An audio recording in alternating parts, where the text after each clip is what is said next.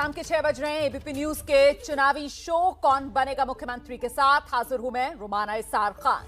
पश्चिमी उत्तर प्रदेश की जिस चुनावी पिच पर 2017 में बीजेपी ने धुआंधार अंदाज में खेला था, उसी पिच पर लगता है इस बार कुछ नई चुनौतियां बीजेपी के सामने आ गई हैं। भाई तभी तो अमित शाह जैसे हेवी वेट नेता को और चुनावी रणनीतिकार को खास तौर से पश्चिमी उत्तर प्रदेश की कमान अपने हाथों में लेनी पड़ी है। पश्चिमी उत्तर प्रदेश का एक प्रमुख शहर सहारनपुर, जहां उन्होंने बड़ी रैली की, पश्चिमी उत्तर प्रदेश के लिए शाकुंभरी विश्वविद्यालय का शिलान्यास किया और फिर पार्टी के बूथ अध्यक्षों से संवाद किया।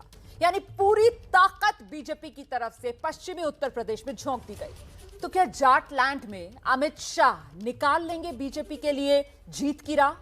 आज इसी मुद्दे पर चर्चा करेंगे। शुरुआत रिपोर्ट से।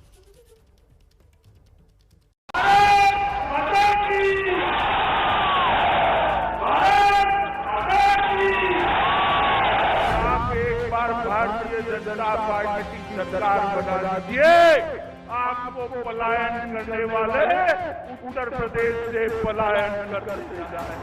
अखिलेश जी, कहां से चश्मा लाए हो? किस तस्वीर से देखते हो?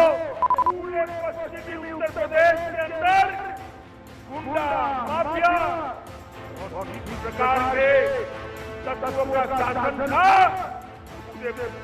पश्चिमी उत्तर प्रदेश को मुक्त कराकर पश्चिमी उत्तर प्रदेश का सम्मान लौटाने का काम श्री योगी आदित्यनाथ ने किया।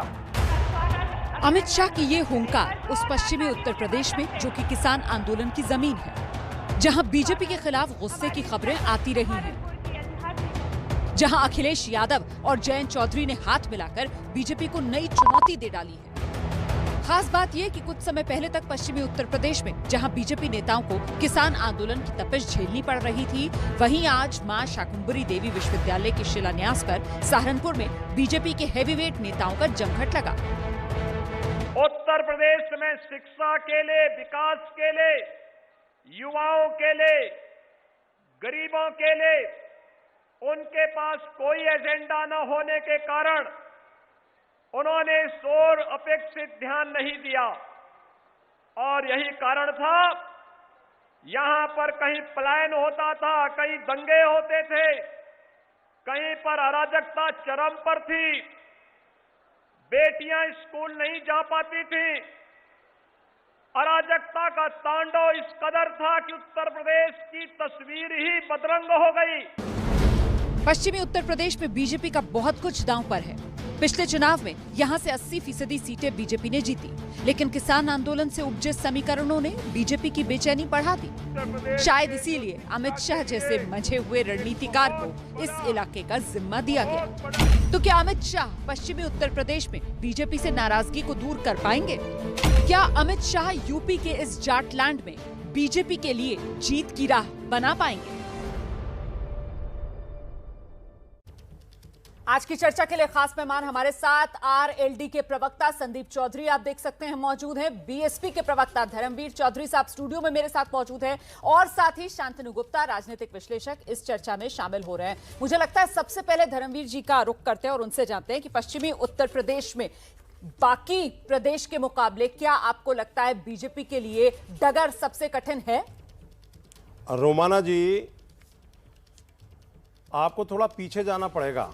17 मार्च 2015 को 9 राज्यों में मिले जाट आरक्षण पर बीजेपी की केंद्र सरकार ने कमजोर पैरवी के कारण उसको निरस्त करा दिया और जब हरियाणा में कुछ बवाल हुआ तो प्रधानमंत्री जी ने अपने निवास पर बुला करके 70 सदस्य प्रतिनिधिमंडल से ये कहा कि मैं इस बहादुर कौम की आंखों में मायूसी क्यों देख रहा हूं, मैं आपको प्रॉपर तरीके से आरक्षण दिलवाऊंगा। ठीक है, लेकिन वो प्रधानमंत्री जी का वादा कोरा झूठा साबित हुआ और जो है इन्होंने जाटों को बहका लिया 19 के चुनाव में।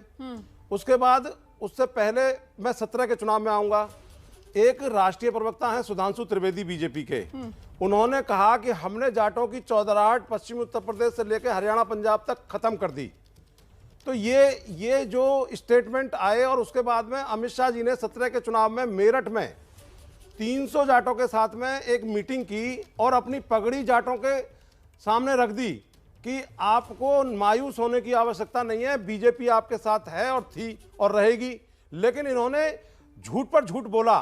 और ये जो 3 कानून लेकर के आए किसानों के लिए, इन्होंने किसी किसानों के संगठन से कोई बात नहीं की, विपक्ष को इन्होंने कभी अपने भरोसे में नहीं लिया और कानून थोप दिए। 1 साल से ज्यादा हो गए किसानों को, 750 किसान अपनी शहादत दे चुके हैं। और ये किसान कोई बाहर के नहीं है, ये पश्चिमी उत्तर प्रदेश, हरियाणा, पंजाब के ज्यादातर लोग हैं और इसमें भी जाट समाज के ज्यादातर लोग हैं। ठीक है सर, मैं जरा सा एक रिएक्शन अब शांतनु से लेती हूँ। तो जो बात आप कह इन्होंने रहे हैं, धोखेबाजी मतलब की है, शांतनु जी, इन्होंने यहाँ- धोखेबाजी की है। ठीक है धर्मवीर जी जो बात यहाँ पर कह रहे हैं कि साहब ये नहीं भूलना चाहिए कि इस किसान आंदोलन की वजह से सबसे ज्यादा बीजेपी के खिलाफ जो सियासी तौर पर उपजाऊ जमीन बनी है वो पश्चिमी उत्तर प्रदेश में ही बनी है। क्या इसी वजह से अमित शाह जो बीजेपी के चाणक्य माने जाते हैं जीत दिलाने के लिए चुनाव में, उनको पश्चिमी उत्तर प्रदेश की कमान दी गई है? बहुत मेहनत करती है, चाहे वो हैदराबाद म्युनिसिपल का चुनाव हो, चाहे वो त्रिपुरा का चुनाव हो, गोवा का छोटा चुनाव हो, जो उत्तर प्रदेश का चुनाव हो। तो इसलिए बाकी पार्टियां निकलती हैं 2-3 महीने पहले और भाजपा जोर से चुनाव लड़ती है, मेहनत से चुनाव लड़ती है। तो मेरे ख्याल से वहां पे कहना कि अमित शाह को क्यों लगाया, राजनाथ सिंह को क्यों लगाया और नड्डा को क्यों लगाया, वो अलग बात है। देखिए, मैं आपको एक नारा बताता हूँ जो दिवंगत अजीत सिंह जी कहा करते थे, अक्सर माइकों पर मिलेगा कि जिस गाड़ी में लगा हो सपा का झंडा, मतलब अंदर बैठा है गुंडा। मैं नहीं कह रहा हूँ, दिवंगत अजीत सिंह जी कहा करते थे। वो अलग बात है कि आज उस गुंडों वाली गाड़ी में जाके जैन जी को बैठना पड़ रहा है। पश्चिमी उत्तर प्रदेश से खबरें क्या आती थी, पश्चिमी उत्तर प्रदेश से क्या खबरें आती थी 2017 से पहले? कैराना से पलायन हो रहा है, मुजफ्फरनगर में दंगे हो रहे हैं, नोएडा तो मनहूस हुआ करता था, नोएडा तो अखिलेश यादव के लिए मनहूस हुआ करता था कि यहाँ होगा तो मैं सत्ता खोदूंगा। तो हमें ये हमें सुनाई देता था। यहाँ तक कि ऐसा मुलायम सिंह यादव के समय अडोब एक बहुत बड़ी कंपनी है, उसके सीईओ का लड़का किडनैप हो गया था। आज क्या खबर आती है मुझे? आज ये खबर आती है कि गन्ना के किसानों को 1.5 लाख करोड़ का भुगतान हो रहा है। आज खबर आती है कि जेवर में एयरपोर्ट बन रहा है। आज खबर आती है गौतम बुद्ध नगर में कमिश्नरेट सिस्टम लग गया है। आज खबर आती है कि अगर आप यहाँ से मेरठ जाते हैं तो 4-6 घंटे लगते, केवल 1.5 घंटे लगते हैं। हिंडन का एयरपोर्ट पर सर खबर तो ये भी आती है ना कि किसान सबसे ज्यादा नाराज इस बीजेपी सरकार से हैं। खबर तो ये भी आती है सर कि करीब 1 साल तक किसान जो है वो धरने पर बैठे रहे और किसानों की नाराजगी बीजेपी से ऐसे कि किसानों ने बीजेपी के नेताओं को अपने गांवों तक में घुसने नहीं दिया। खबरें तो सर ये भी आती हैं। आप 2017 का जब जिक्र करते हैं तो भूल जाते हैं कि अब हम 2022 की तरफ देख रहे हैं और 2021 में खड़े हुए हैं। और आज की तारीख में सबसे ज्यादा नाराजगी किसानों की अगर किसी से है तो वो बीजेपी सरकार से। सबसे ज्यादा अविश्वास किसानों को अगर किसी पर है तो वो बीजेपी सरकार पर कि तीनों कृषि कानून वापस हो गए लेकिन किसान वापस नहीं हुए अब तक। शांतनु जी, देखिए रोमाना, जो किसान टीवी में आते हैं वही सारे किसान हैं। मेरे ख्याल से ये हमें भ्रम नहीं पालना चाहिए। पहली बात, किसानों के लिए जो उत्तर प्रदेश में हुआ है, जो देश में हुआ है, उसे एमएस स्वामीनाथन जैसे कृषि में लंबे समय तक काम करा, उनका अनुमोदन भी प्राप्त है। तो मेरे ख्याल से हम लोगों से ज्यादा कृषि एमएस स्वामीनाथन जो ग्रीन रेवोल्यूशन लाए भारत में, उनको पता है वो क्या क्या हुआ है। जैसे मैंने आपको बताया, गन्ने का 54,000 करोड़ रुपए मिला मायावती सरकार में, 95,000 करोड़ रुपए सपा सरकार में, 1.5 लाख करोड़ रुपए मिला योगी सरकार में। गन्ने की खरीद, गेहूं की खरीद हुई 2016-17 में 7 लाख मीट्रिक टन, और अभी कितनी हुई? 56 लाख मीट्रिक टन, 8 गुना ज्यादा। पीएम किसान का पैसा जा रहा है, नीम कोटेड। आपकी बात को पूरा सम्मान देते हुए, आपकी बात को पूरा सम्मान देते हुए, लेकिन किसान फिर पलट कर ये भी तो कहते हैं ना कि साहब पैसे देकर जान थोड़ी ले लोगे, लखीमपुर कांड भूल जाओगे क्या? और वो मंत्री जो हैं जिनके बेटे इस वक्त भी सलाखों के पीछे हैं, उन्हें तो आज तक मंत्री पद पर बिठाया हुआ है, उन्हें तो अब तक मंत्री पद से नहीं हटाया गया। ऐसी नाराजगी है किसानों में। खैर, जो बात आप उठा रहे थे, मुझे लगता है आरएलडी के नेता संदीप चौधरी जी अब हमारे साथ जुड़ गए हैं, उनसे जरा जानते हैं। संदीप जी, यहां पर शांतनु जी ने अभी एक बात कही कि साहब बड़े चौधरी अजीत सिंह कहा करते थे कि जिस गाड़ी पर सपा का झंडा, समझ लो उस गाड़ी में बैठा है गुंडा। तो अब ऐसी गुंडों वाली पार्टी से आप लोग गठबंधन कर रहे हैं सर। ये सियासी मजबूरी, सियासी अवसरवाद क्या है ये? ऐसी होती है, ये मैं पहले 2 लाइनों में आपको बता देता हूँ। आपने देखा जिनके डीएनए में इनको प्रॉब्लम लगती थी उनके साथ गठबंधन हुआ, मजबूरी उसको कहते हैं।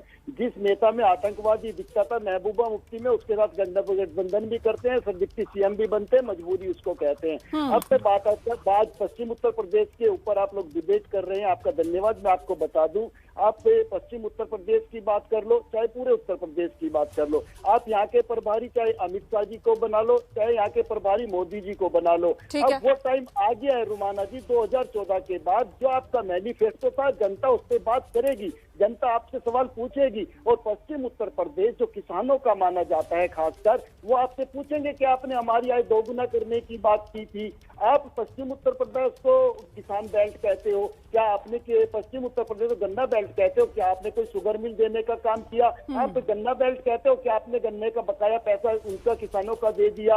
आपने पश्चिम उत्तर प्रदेश को हाई कोर्ट भी चाहिए, क्या इनको नहीं पता? पश्चिम उत्तर प्रदेश को रोजगार भी चाहिए, क्या आपको नहीं पता?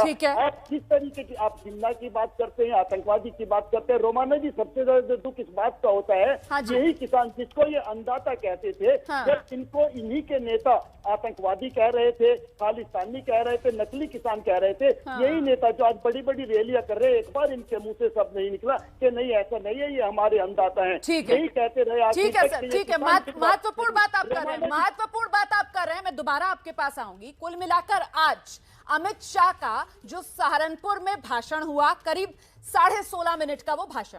अच्छा, उस भाषण में ट्रिपल तलाक का जिक्र, उस भाषण में 370 का जिक्र, उस भाषण में पलायन से लेकर पाकिस्तान तक का जिक्र। लेकिन वो पश्चिमी उत्तर प्रदेश जो किसानों के लिए जाना जाता है इलाका, वहां पर किसानों का जिक्र अमित शाह के भाषण में महज 47 सेकंड का, सिर्फ 47 सेकंड अमित शाह अपने भाषण में किसानों को लेकर बोलते हैं। धर्मवीर जी, इसके पीछे आपको क्या वजह लगती है? क्या किसान प्रायोरिटी में नहीं है, या फिर किसानों को लेकर कुछ भी कहने से इस वक्त डर रही है सरकार? रोमाना जी, आज से बहुत साल पहले सर छोटू राम जी ने अपने संबोधन में कहा था कि इन मंडी और फंडियों से सचेत रहना मेरे अनुयायियों। तो वो ऐसे ही लोगों से सचेत रहने के लिए कह गए थे। ये आरएसएस बीजेपी के लोग कभी किसानों के, मजदूरों के, गरीबों के हितैषी नहीं हो सकते। आज इन्होंने 47 सेकंड भी बात क्यों की? क्योंकि आज बीजेपी को जमीन दरकती नजर आ रही है। और ये 3 किसानों के कानून जो वापस सरकार ने लिए हैं, जिसको मैं अपने गांव की भाषा में कहूंगा थूक के चाटना। ये बीजेपी के लोग कह रहे थे कि आतंकवादी हैं, खालिस्तानी हैं, पाकिस्तानी हैं, और ये कानूनों के फायदे गिना रहे थे, और टीवी चैनल वाले भी कानूनों के फायदे गिना रहे थे। लेकिन सरकार बैकफुट पर आई और इस देश के अन्नदाता की जीत हुई। आज रोमाना जी, पश्चिमी उत्तर प्रदेश में 22% दलित हैं और 22% मुसलमान हैं और 22% ही जाट हैं। ये तीनों बरादरी के लोग प्रताड़ित हैं। आज सैकड़ों मुसलमान भाइयों के ऊपर फर्जी मुकदमे ये बीजेपी के लोग लगा रहे हैं, इनके घरों पर बुलडोजर लेके जा रहे हैं। और दलितों के ऊपर जो अत्याचार एनसीआरबी के आंकड़े बता रहे हैं कि सबसे ज्यादा अगर कहीं पूरे देश में अत्याचार दलितों के ऊपर है तो वो पश्चिमी उत्तर प्रदेश पूरे प्रदेश के अंदर है। कैसे एक हाथरस में एक दलित की बेटी को रात को जला के मार दिया गया। बहुत अच्छा हुआ कि आंकड़े यहां पर बता दिए, वो जातिगत समीकरण पश्चिमी उत्तर प्रदेश के, जिसका जिक्र यहां पर धर्मवीर चौधरी कर रहे हैं। शांतनु गुप्ता, हम सब जानते हैं चुनाव में जाति का गणित जीत की गारंटी, और अगर इस पश्चिमी उत्तर प्रदेश में मुस्लिम और जाट साथ आ जाएंगे तो फिर बीजेपी कैसे जीतेगी? क्या यही वो सबसे बड़ा सवाल है जिसका जवाब बीजेपी को नहीं मिल पा रहा है? शांतनु गुप्ता, पश्चिमी उत्तर प्रदेश में मैं 2 बातें कहूंगा। पहले तो मैं धर्मवीर जी ने कहा कि जो 3 किसान कानून वापस नहीं, वो थूक के चाटना है। बेटा, तो इस तरह के शब्दों का सुधार लिखा था प्रधानमंत्री। बीजेपी के लिए ऐसे ही शब्द मिलेंगे। आपके लोग गांव में घुस नहीं पाएंगे। किसान लट लेके तैयार बैठे आपके लिए, दौड़ा के पीटेंगे किसान आपको। धर्मवीर जी, उनकी बात सुन लीजिए। उन्होंने शांति से आपकी बात सुनी, आपने जो कहा उन्होंने सब सुना, अब सुन लीजिए। में तो ये किसान जानवरों के लिए लट लेके बैठे हैं, जो आपके आवारा जानवर घूम रहे हैं फसलों को नष्ट करते हुए, और ये जो नस्लों को नष्ट करने के लिए बीजेपी के लोग उतरे हुए हैं, वही लट दिल में इस्तेमाल करेंगे ये किसान जो हैं। प्लीज मुझे आवाज कम करानी पड़ेगी। शांतनु जी प्लीज आइए। देखिए, प्रधानमंत्री ने विनम्रता से आके कहा कि मेरी तपस्या में कुछ कमी रह गई होगी, मैं बिल्कुल पवित्र मन से इसको लाया था, किसानों के लिए लाया था, देश के लिए वापस होगा। अगर इस बात ये जो कहा, अरे तपस्या में कमी नहीं रह गई शांतनु जी, पूरा देश बेच दिया। अन्नदाता की जमीन पर आपने टेढ़ी नजर डाली। चिल्ली से डिबेट नहीं हो पाएगी। ये भाषा धर्मवीर जी आपको सर, कृषि कानून वापस हो गए, कृषि कानून वापस हो गए। मुद्दा कृषि कानूनों से आगे बढ़ गया है, मुद्दा चुनाव से जुड़ा हुआ है। आपके बुरे दिन शुरू हो चुके हैं, मुद्दा चुनाव से जुड़ा हुआ है। जवाब देने दीजिए उनको। शांतनु जी, मैं दोबारा से अपना सवाल दोहरा देती हूँ कि मैं अब सवाल कर रहा हूं। हाँ सर, कृषि कानून वापस होने के बावजूद किसान अभी भी आंदोलन पर। ये जाट मुस्लिम वाली एकता, यही बीजेपी के लिए सबसे बड़ी दिक्कत है क्या, कि जाट मुसलमान अगर एक साथ आकर वोट दे देंगे तो फिर जाति के गणित में भारी पड़ जाएंगे? देखिए, मैं बताता हूँ कि हमें केवल एक तो 2014 के बाद एक गणित की राजनीति बहुत पीछे छूट चुकी है। 2019 में तो इससे भी बड़ा कॉम्बिनेशन था। अभी तो केवल सपा और आरएलडी साथ में आ रहे हैं, तब तो बसपा भी साथ में थी, और बसपा का इतना फॉर्मिडेबल वोट बैंक है जो मरे समय चुनाव में 18% वोट दिया था।